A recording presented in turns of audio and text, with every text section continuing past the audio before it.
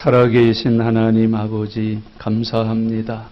이 시간도 주님 앞에 영광과 찬미를 드리고 읽은 말씀 듣겠습니다. 하나님의 영이 함께 하셔서 성령이 하시는 말씀을 들을 수 있는 믿음의 귀를 허락해 주시옵소서.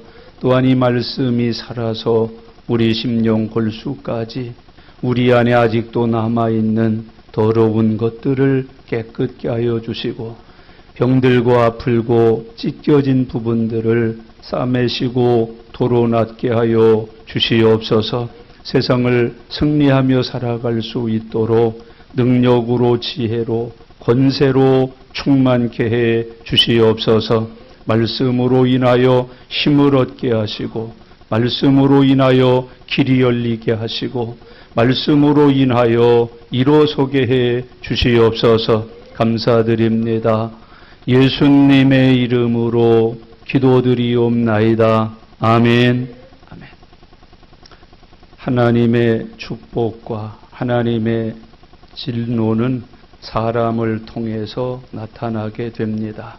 그래서 처음 사람 아담이 하나님의 축복을 받아서 잘 감당했으면 아마 이 세상은 하나님의 축복의 나라 세상이 됐을 겁니다.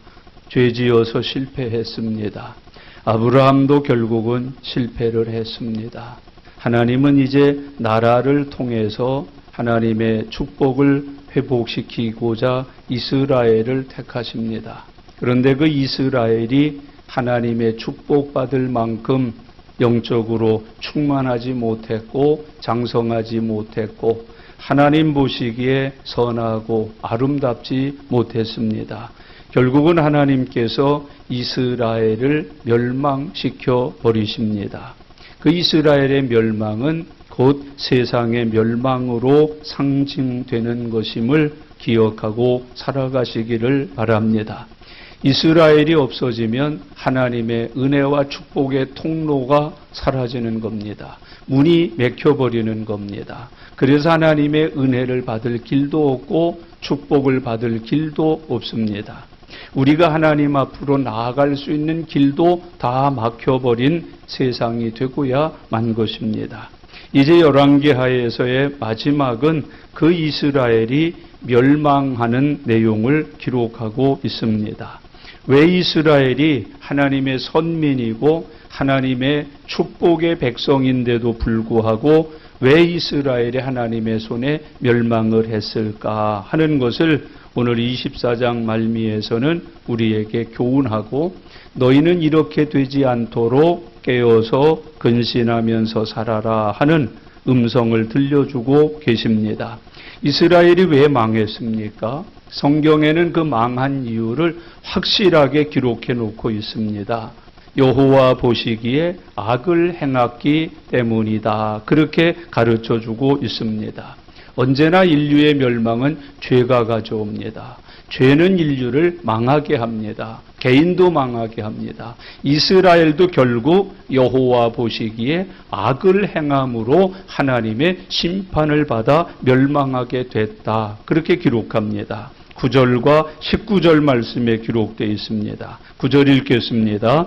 여호야긴이 그의 아버지의 모든 행위를 따라서 여호와께서 보시기에 악을 행하였더라. 19절 읽겠습니다. 그가 여호야김의 모든 행위를 따라 여호와 보시기에 악을 행한지라 그랬어요.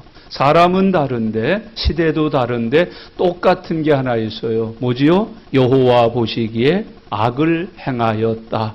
어떤 것은 사람들끼리 보기에는 별로 죄가 아니고 악이 아닌 것이 있어요. 그런데 그것이 하나님의 눈앞으로 가져가면 하나님이 보시기에는 뭐가 있어요?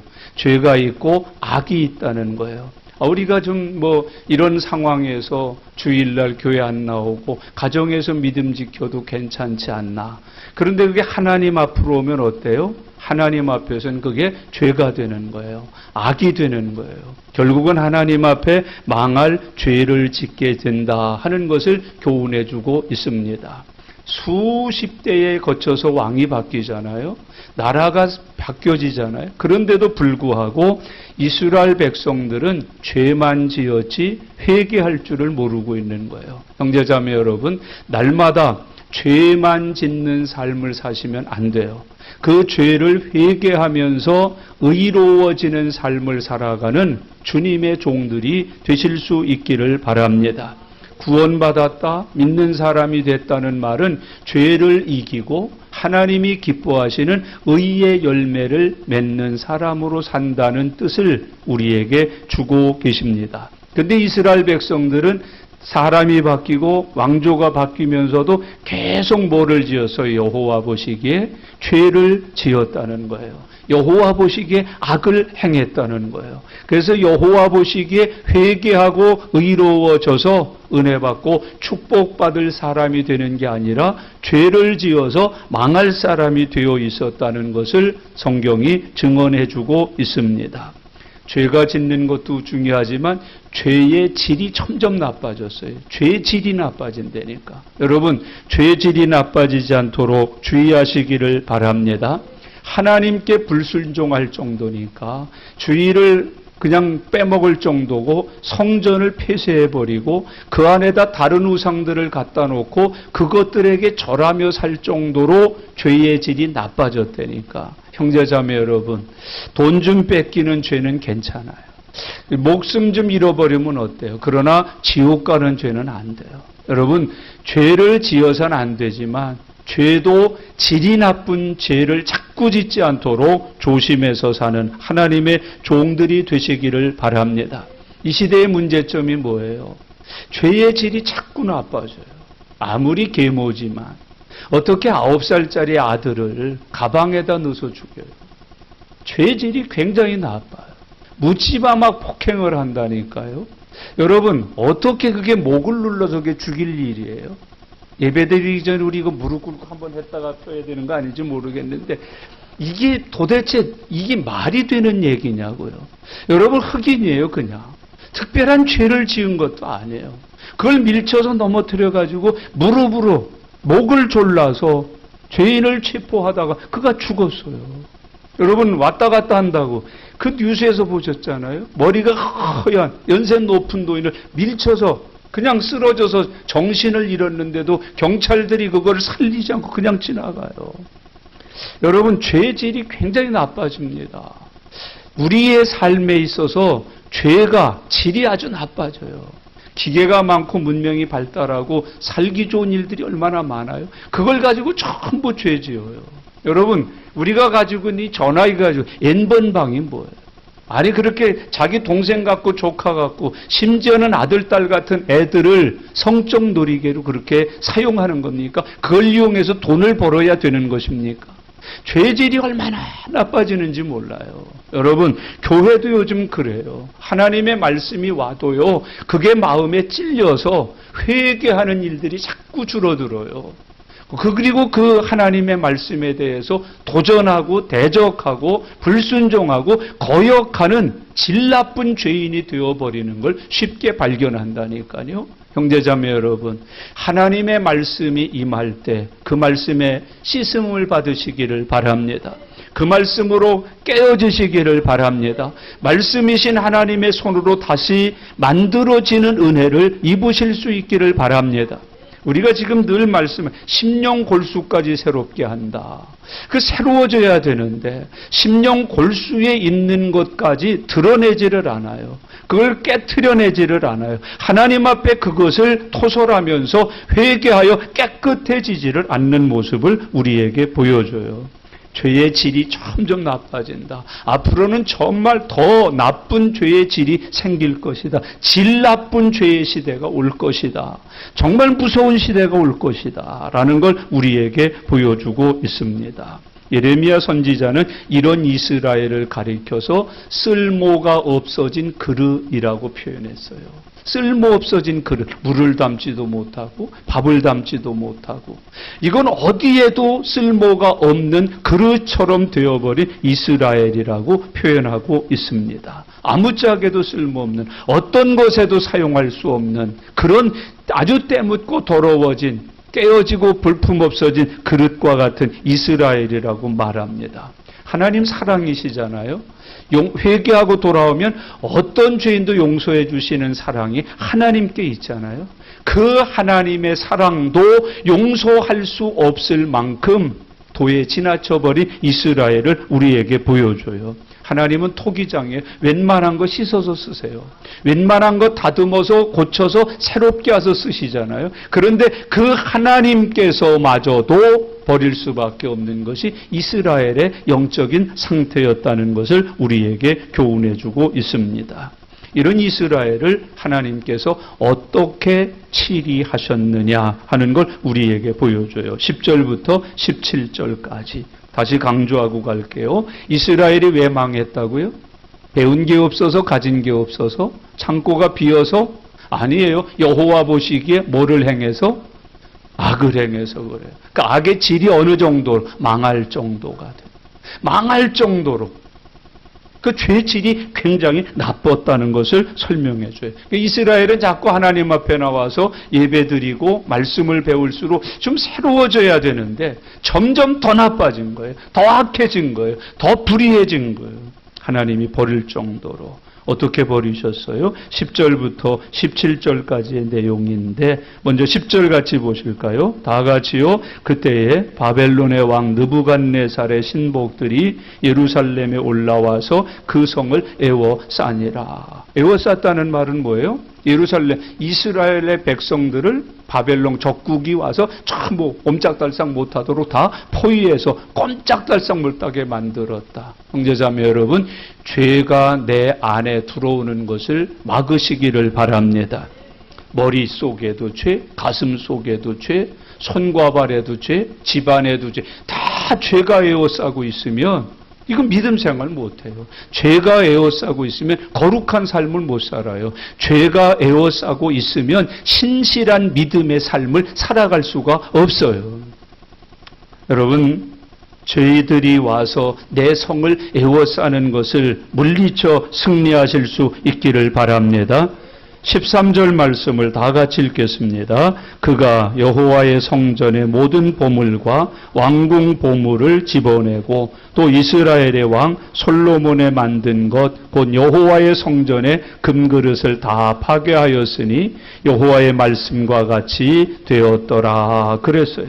그 바벨론의 왕들이 와서 그 군사들이 와서 그쪽 사람들이 들어와서 이스라엘을 어떻게 버린 거예요? 모두 뒤집어 버린 거예요. 거기 보세요. 여호와의 성전의 모든 보물과 왕궁 보물을 집어내 갔다는 거예요. 전부 다 드러내 갔다는 거예요. 형제자매 여러분, 신약 성경에 보면 우리는 어떤 사람이라고 표현해요? 우리 안에 질그릇이지만은 보배로운 보물을 가진 질그릇이다. 그렇게 표현해요.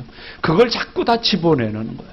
형제자매 여러분, 마귀가 와서 내 안에 하나님이 주신 은혜들, 내 안에 하나님이 주신 구원의 열매들, 성령의 열매들, 이거 집어내가지 못하도록 믿음 지켜 살아가실 수 있기를 바랍니다. 그걸 다 집어냈어요. 성전의 모든 보물, 왕궁의 보물, 그 귀한 것들을, 그 보배로운 것들을, 그 복된 축복들을 다 집어내 갔다고 이야기해주고 있는 것이지요. 이걸 누가 만든 것이라고 그래요? 이스라엘의 왕 솔로몬이 만든 것, 곧 여호와의 성전에 금그릇을 다 파괴하였으니 여호와의 말씀과 같이 되었다. 그렇게 표현하는 거예요. 다 파괴했다. 떼어내갔다. 벗겨갔다. 제가 자금성을 여러 번 갔는데요. 자금성에 가보면 그 큰 향로 같은 게 있어요. 노수로 만드는 것이 있는데 거기 이렇게 가서 자세히 쳐다보면 묘한 흠집들이 굉장히 많이 있어요. 일본 군들이 거기 왔을 때 그거 벗겨가려고 다 칼로 창으로 전부 긁어낸 자국이에요. 그걸 벗겨가기 위해서, 그걸 잘라가기 위해서. 그 커서 들고 가지를 못하니까 어떻게 해서든지 그걸 한 첨이라도 더 벗겨가려고 팍팍 긁은 자국들이요. 그 사방 천지에 있습니다. 우리나라도 일본 애들이 전쟁 일으킬 때 뭐 가져갔어요? 놋그릇, 비녀까지 다 가져갔어요. 이빨까지 빼서 바칠 정도였어요. 친일파들은. 어마어마했어요. 남는 게 없었어요. 그만큼 다 집어갔다는 거예요. 모두 다 빼앗아 갔다는 거예요. 여러분, 그런 모습을 당하는 것을 우리에게 교훈해 주고 있습니다. 하나님에게 받은 은혜들이, 하나님에게 받은 축복들이, 하나님께 내게 주신 약속들이 다 집어내 버렸다고 이야기하고 있습니다. 여러분, 믿음 생활에 필요한 것 잘 지켜서 살아가실 수 있기를 바랍니다. 하나님이 내게 주신 그 은혜들을 결코 잊으셔서는 안 됩니다. 그래서 순교도 하고 어떤 일이 있어도 믿음을 지키면서 사는 사람들이 우리들에게 보여주잖아요. 근데 이스라엘은 그걸 못 지킨 거예요. 하나님이 주신 성전, 솔로몬 임금이 만들어 하나님 앞에 예배드리는 모든 도구들마저도 다 잃어버리는 거예요. 예배드릴 성전이 없으니까 예배 못 드리죠. 예배드릴 그릇이 없으니까 예배 못 드리죠. 예배드릴 불이 없으니까 예배 못 드리죠. 다 뺏긴 거예요. 형제자매 여러분, 주 안에서 잘 지켜서 살아가실 수 있기를 바랍니다. 나는 무슨 집이에요? 믿음의 집이에요. 그러니까 마귀가 와서, 원수들이 와서 믿음의 집안에 세워둔 믿음의 그릇, 하나님께 영광 돌릴 그릇들을 다 집어내가지 못하도록 지켜내고 승리하실 수 있기를 바랍니다.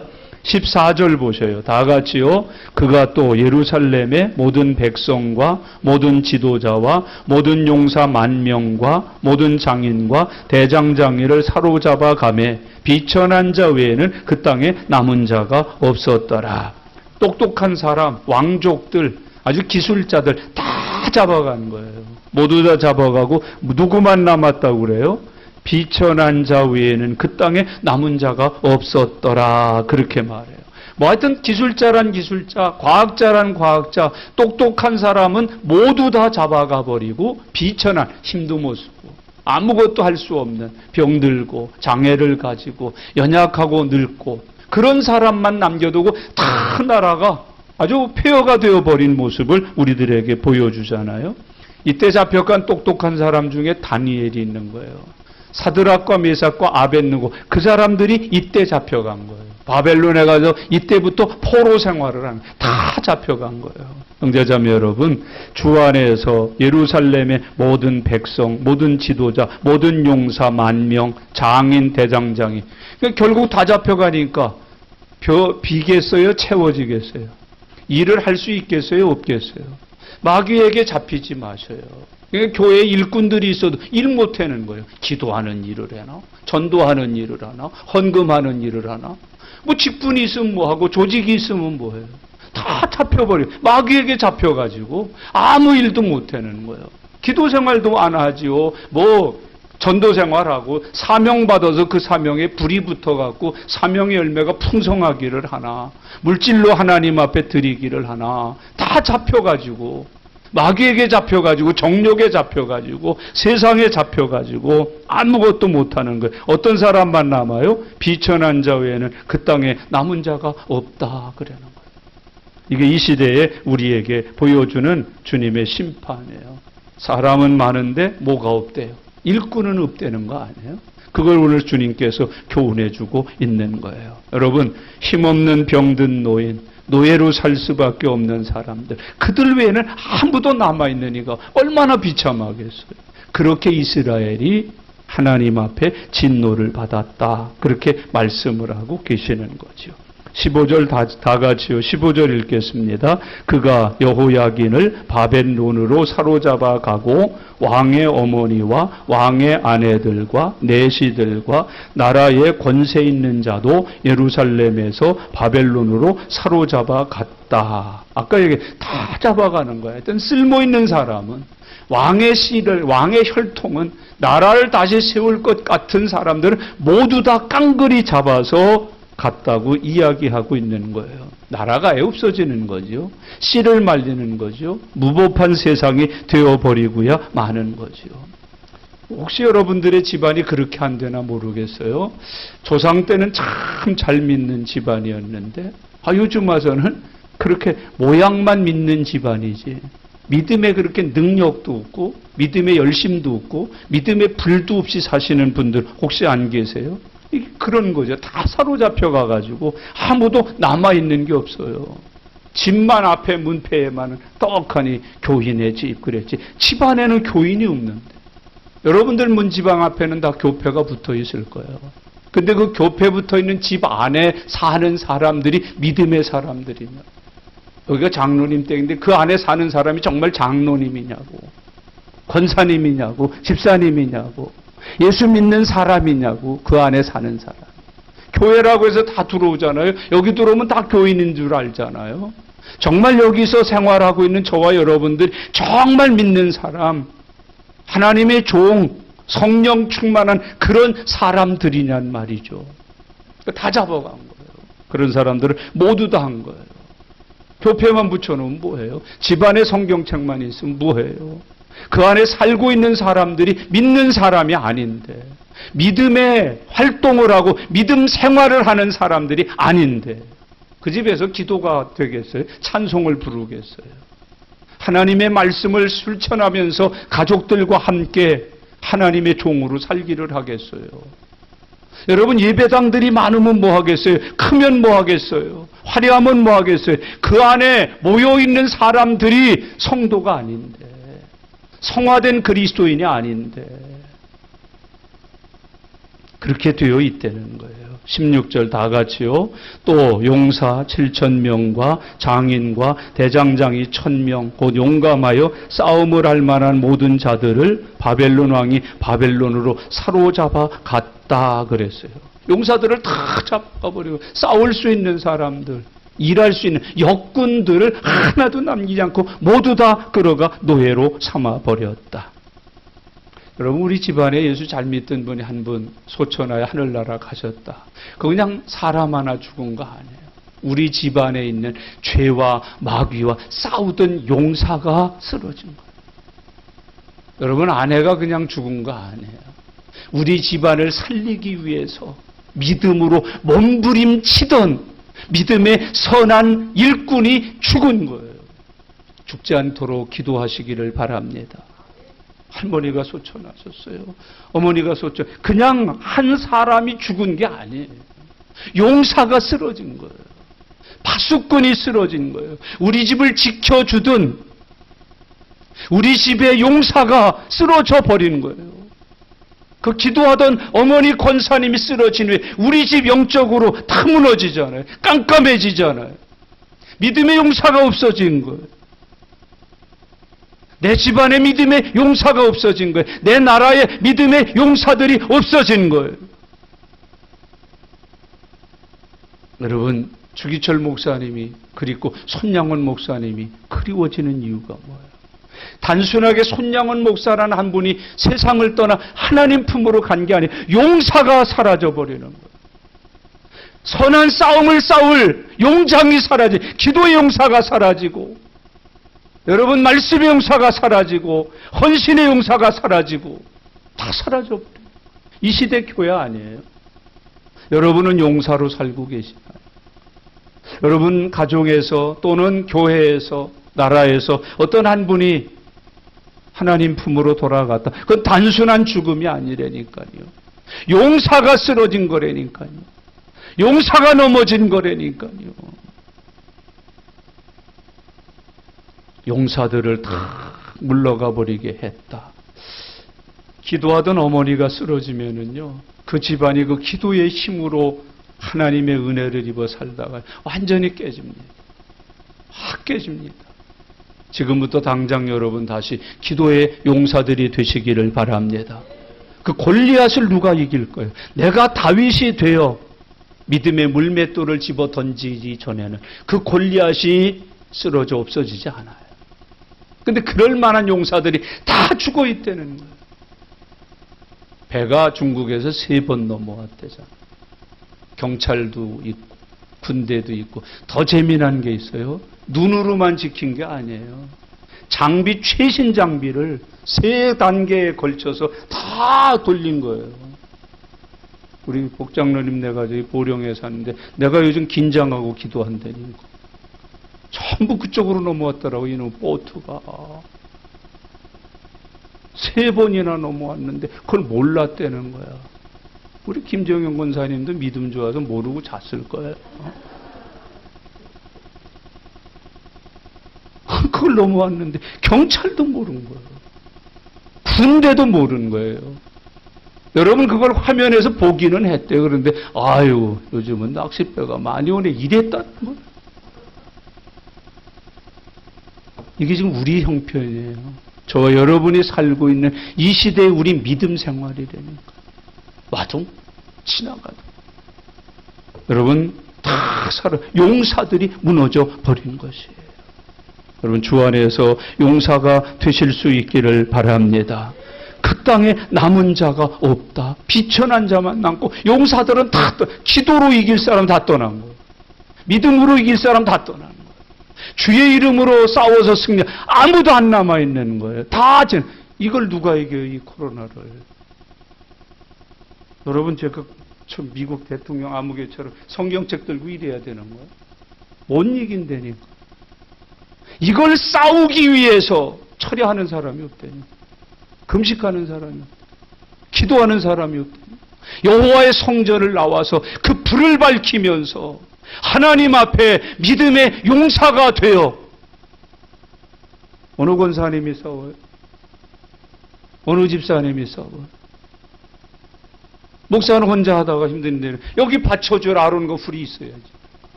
용사들이 다 떠나 여러분의 가정의 우환을 누가 싸워줄 거예요? 내 질병을 누가 싸워줄 거예요? 내 집안의 사업 문제, 경제 문제 누가 싸워줄 거예요? 그걸 싸워줄 용사들을 다 잡아갔다는 거예요. 다 포로를 만들어 버렸다는 거예요. 이스라엘은 이제 뭐 없는 사람, 힘 없는 사람, 능 없는 사람이에요. 어떤 것으로도 싸워도 바람만 불어도 쓰러질 인생들이 넘어질 인생들이라는 말이죠. 오늘 이 말씀의 교훈을 하나님 앞에서 마음에 새기시기를 바랍니다. 결국 이렇게 되니까 하나님이 공의로 이스라엘을 심판하셨다는 거예요. 그게 18절부터 20절의 내용인데요. 아주 중요한 것 20절 다 같이 함께 읽겠습니다. 여호와께서 예루살렘과 유다를 진노하심이 그들을 그 앞에서 쫓아내실 때까지 이르렀더라. 진노하심이 참고 기다려주고 기회도 많이 주셨는데 결국은 이르렀다. 어떻게 할 정도로 쫓아내실 때까지 이르렀다. 더 이상은 못 기다린다. 시간 됐다. 때가 찼다. 기다려서 될 일이 아니다. 여러분 이 말씀이 저와 여러분에게 닥치지 않기를 바랍니다. 그들을 그 앞에서 쫓아내실 때까지 이르렀다. 병원에 가서 아프다고 그래서 병이 너무 깊은 거예요. 손 못 대고 열었다가 다시 닫고 집으로 가세요. 의사가 보호자들에게 하는 말이에요. 이 지경이 될 때까지 뭐 했소? 아니 세상에 어떻게 사람들이 이 지경이 될 때까지 당신들은 뭐 했소? 여러분 잊지 마셔요. 수없이 하나님이 회개하라. 내게로 나오라. 깨어라. 기도해라. 수없이 하셨어요. 왜 이 지경이 될 때까지 아니 왜 그 지경이 될 때까지 불순종을 하고 거역을 하고 말씀을 지키지 아니하고 살았느냐 그 말이에요. 여러분 꼭 잊지 마셔요. 20절 말씀 쫓아내실 때가 이르렀다. 하나님이 손뗄 때가 이르렀다. 더 이상 하나님이 기다리실 시간이 없는 마지막 때가 이르렀다. 이걸 가리켜서 성경적 용어로 때가 참해라는 뜻으로 써요. 때가 찼다. 하나님의 때, 심판의 때입니다. 재림의 때입니다. 여러분 성경에 이미 여러 차례의 심판들이 있었던 것을 우리에게 가르쳐 줍니다. 자를 먼저 하는 심판이 뭐죠? 제일 큰 거 노아 심판. 그 다음에 뭐죠? 소돔과 고모라. 그 다음에 또 있죠? 바벨탑. 수없이 많은 심판들이 오고 갔어요. 아니 그것을 보고 듣고 하면서도 여러분 오늘 이 본문에 있는 말씀 그 앞에서 쫓아내실 때까지 이르렀다. 제발 제발 제발 회개하고 돌아와 하나님 앞에 기도하셔요. 아니 왜 이 지경이 될 때까지 하나님이 그렇게 얘야 기도하거라 기도하거라 얘야 기도하거라. 내가 나의 종 목사를 통해서 너희들이 예배드리러 나올 때마다 회개하고 기도하라고 하지 않았느냐. 이 지경이 될 때까지 믿음 잃어 건강 잃어 돈 잃어 천국마저도 갈통말똥아슬아슬. 여러분 주 안에서 주님의 심판의 때 재림의 때 가까우고 있습니다. 하나님은 심판의 부리심을 잊지 말고 살아가시기를 바랍니다. 내가 지금 범하고 있는 내가 점점 나쁜 죄의 질을 가진 그 불이 나만 사르는 거 아니에요. 내 죄의 불이 내 가정을 살라버려요. 내 가정의 평안을 살라버려요. 내 가정의 재물을 살라버려요. 내 가정의 건강을 살라버려요. 여러분 내 가정의 행복을 살라버린다니까. 죄의 불을 예수님의 이름으로 끄셔야 돼요. 정욕의 불 꺼야 돼요. 모든 하나님이 주시는 일을 싸그리 다 태워버리는 거예요. 잿더미 위에 앉아서 박박 긁게 만든다니까요. 그게 하나님 앞에서 어려운 삶이에요. 차압이라는 거 혹시 아셔요? 차압. 붉은 딱지 붙이는 거죠. 저 어떤 일로 경제적인 문제가 생겼는데 그거를 나라에서 가져가기 위해서 어떻게 하는 거예요? 모든 쓸만한 거 값 나가는 거에서 다 붙여놓는 거예요. 테레비도 냉장고도 뭐 에어컨도 뭐 다 붙여놓는 거야. 도자기도 모두 다 빨간 딱지 붙이는 거예요. 며칠 날까지가 기회입니다. 그때까지 갚지 아니하면 어떡하는 거예요? 그거 다 말 그대로 차압당하는 거예요. 집이고 뭐고. 죄는 인생을 차압시키는 거예요. 죄는 내 평안을 차압시키는 거예요. 죄는 내 재물을 차압시키는 거예요. 지금 저와 여러분들은 차압된 차를 타고 다니고 차압된 집에서 살고 차압된 물질을 붙들고 늘어지고 있는지도 몰라요. 어떻게 해야 돼요? 예수 그리스도의 이름으로 죄 해결해야 그 차압딱지 떨어져 나가는 것이에요. 여러분 오늘 이 시간 예수님의 이름으로 우리 인생에 붙어있는 죄의 차압딱지 떼어내는 은혜 있기를 바랍니다. 예수님의 보혈로 발라야 차압의 재앙이 유월하는 거예요. 휙 넘어가는 거야. 그 은혜 누리시기를 바랍니다. 유월의 은혜를 받아야 회복이 될 수가 있습니다. 여러분 불 붙지 않아야 되고 차압당하지 않아야 된다니까요. 차압되면 벌면 뭐래. 나는 그런 차압도 들어봐서 봉급 차압이라는 게 있다며. 아예 회사를 다니면서 나오는 봉급은 다 거기다 미리 다 차압돼서 그 집으로 다 떨어져 나간 다음에 수고는 하는데 하나도 손으로 쥐고 들어오는 게 없다네. 쌀도 없고 옷도 없고. 봉급 차압까지 원천 징수를 당하는 거예요. 죄는 무서운 거예요. 여러분 주 안에서 오늘 회복하여 살아가실 수 있기를 바랍니다. 예수 믿어서 용서받고 주님의 이름으로 구해서 풀어야 돼요. 열어야 되는 거예요. 물리쳐야 되는 거예요. 십자가를 통해서 승리하는 하나님의 종들 되시기를 바랍니다. 오늘 여기 본문에 있는 이스라엘처럼 되면 안 돼요. 우린 많은 기회를 받고 있어요. 많은 은혜를 받고 있어요. 하나님이 새롭게 해주시려고 부더니도 우리를 위해서 기다리고 있어요. 근데 안 듣더라고요.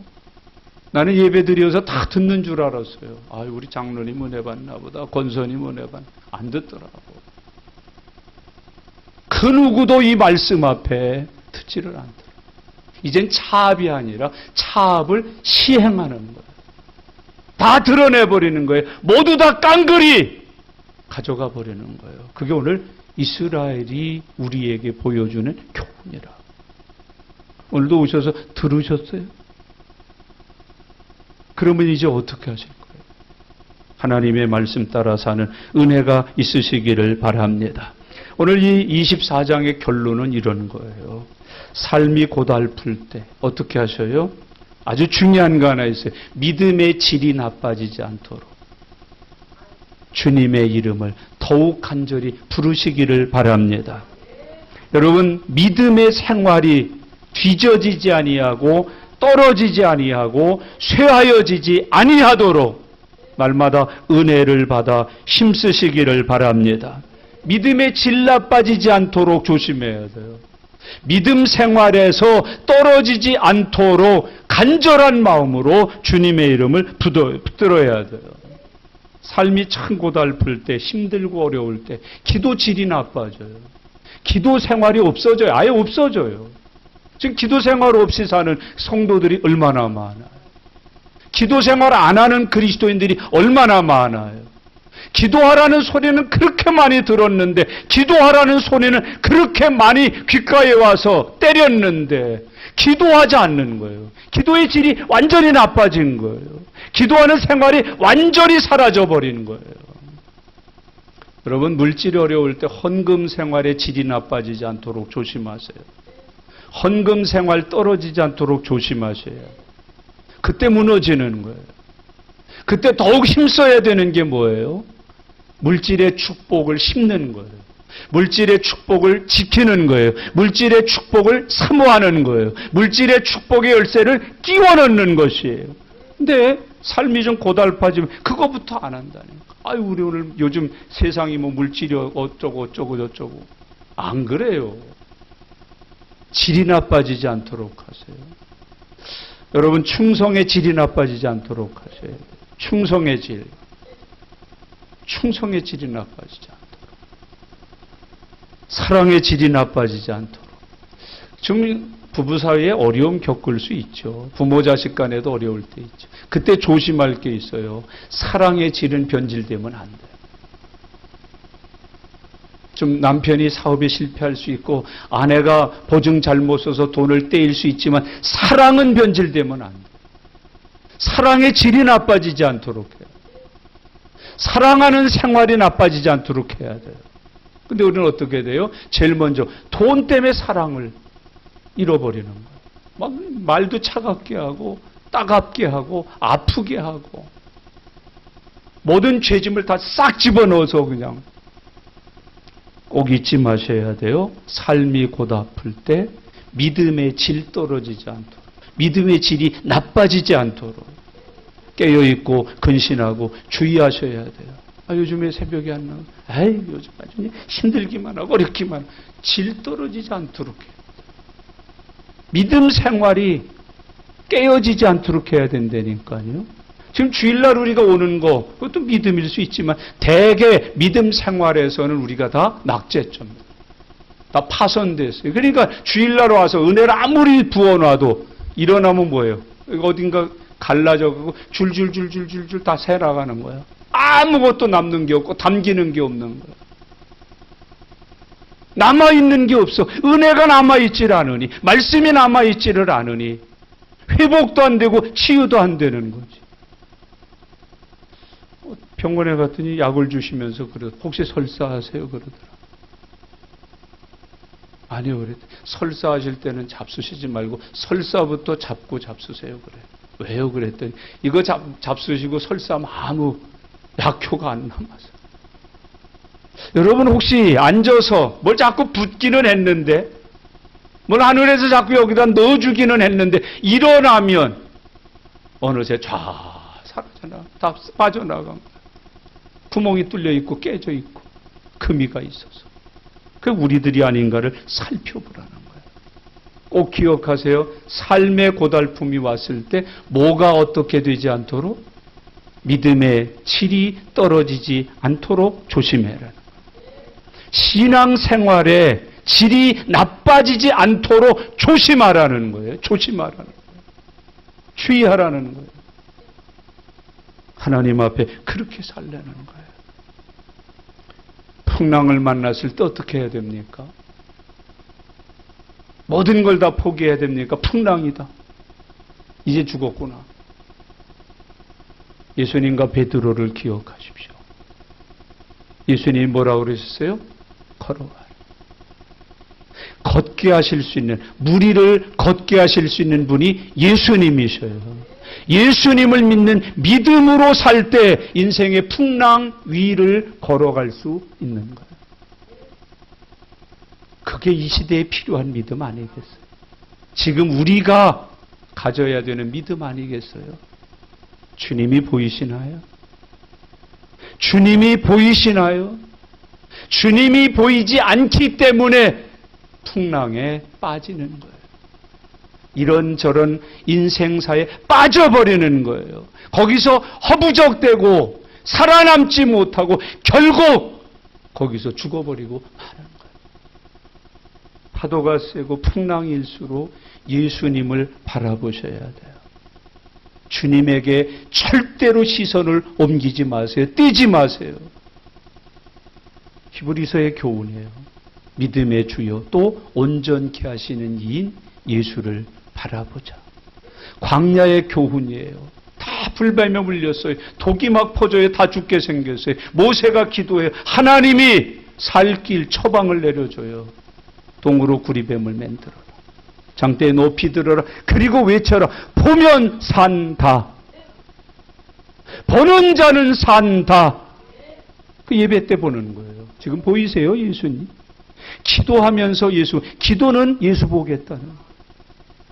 주여 하고 눈 감고 기도할 때 그때 높이 달린 나를 풍랑 위로 걸어오라 하시는 그 예수님을 바라보는 시간, 그게 기도예요. 기도만이 살아요. 기도하는 사람만이 이 풍랑의 때를 무리를 걸어서 주님 품에 안길 수가 있는 거예요. 그건 오늘 이 본문은 우리에게 가르쳐줘요.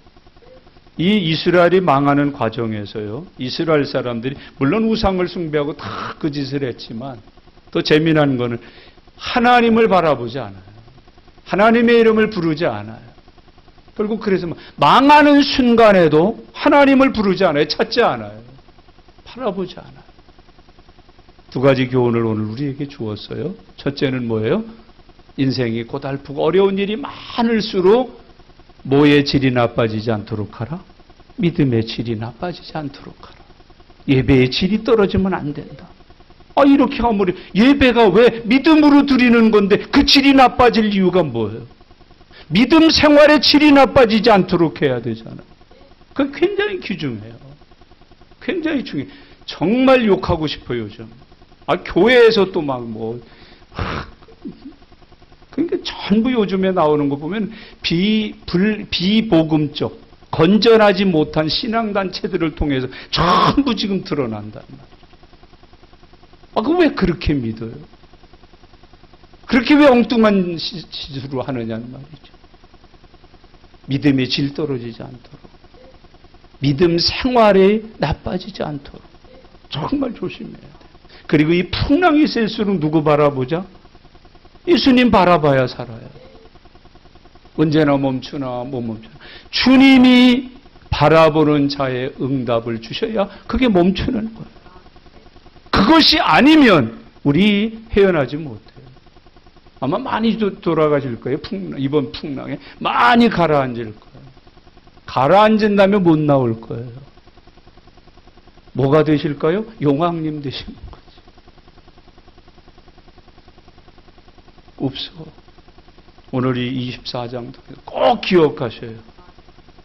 삶이 고달파졌을 때, 삶에 어려운 일이 찾아왔을 때, 심한 인생의 고통과 괴로움을 겪을 때 믿음의 질 떨어지지 않도록 해라. 다니엘을 기억하셔요. 사드락과 메삭과 아벳느고를 기억하셔요. 여러분 사도 바울의 생을 기억하셔요. 예수님을 바라보셔요. 그게 승리의 길이라고 말해주고 있습니다. 여러분과 저의 앞에 나타난 저 풍랑은 고개를 들어 예수님을 바라보기 전에는 나를 삼켜버려. 그러나 내가 믿음으로 고개를 들어 예수님을 바라보면 주님이 손짓하셔요. 걸어오너라. 우리로 하여금 그 인생 파도 위를 걸어올 수 있는 능력을 부여해 주시는 내 주님이 함께하고 계셔요. 이겨내셔요. 승리할 수 있어요. 누구 이름으로? 예수 그리스도의 이름으로. 기도하십시다. 오늘 함께 기도드리는 시간이에요. 기도의 질을 새롭게 하셔요. 아, 내가 믿고 교회는 다니는데 질이 많이 떨어졌구나. 파치예요. 재상산해야 돼. 리콜 받아야 돼요. 그게 참 믿음 아니라니까요. 좋은 믿음 아니라니까요. 하나님이 원하는 수준의 믿음이 아니라니까요. 질 좋은 믿음, 칭찬 듣는 믿음, 열매 있는 믿음 생활을 하셔야 돼요. 풍랑이 세시다고요? 우리 주님은 그 풍랑을 잔잔케 하실 수 있어요. 그 풍랑 위로 나를 걷게 하실 수도 있어요. 그게 내 주님이셔요. 내 주님에게는 그런 능력이 있으셔요. 쳐다보셔요. 그리고 주님에게로부터 눈을 떼지 마세요. 눈을 떼지 마셔요. 주님만 바라보세요. 우리 다 같이 소리내셔서 하나님 앞에 기도 드리는 시간입니다. 다 같이 기도합니다. 살아계신 아버지 하나님, 은혜와 사랑을 감사합니다. 하나님, 오늘 주의 날 허락하여 주시고 하나님 앞에 예배 드릴 수 있도록 인도해 주셔서 감사합니다. 하나님 아버지, 오전에는 목자와 양에 관하여 비유하여 말씀하신 하나님의 음성을 들었고, 오후 시간에는 하나님, 우리 이스라엘 백성들이 왜 망하였는지, 여호와 보시기에 악을 행하여 하나님께 버림받은 것을 배웠습니다. 하나님, 인생이 어려울수록, 고달플수록, 많은 풍랑이 일어날수록 믿음의 질이 나빠지지 않도록, 신앙생활의 질이 떨어지지 않도록 하나님 늘 깨어있게 하시고 은혜 받고 성령 충만하고 말씀으로 충만하여 예수 이름의 권세로 사는 종들이 되게 하여 주옵소서. 예배 질이 나빠지지 않게 하시고, 기도 생활의 질이 나빠지지 않게 해주시고, 헌금 생활의 질이 나빠지지 않게 해주시고, 하나님 우리 일상의 삶이 하나님 보시기에 합당하여지도록 역사하여 주시기를 원하옵고 기도합니다. 하나님, 인생의 풍랑에서 우리가 살아남기 위하여는 예수 그리스도를 바라보라고 말씀하셨사오니 주를 보게 하시옵소서. 주를 바라보며 주여 나도 걷게 해달라고 간청하는 저희들이 되게 하여 주시옵소서.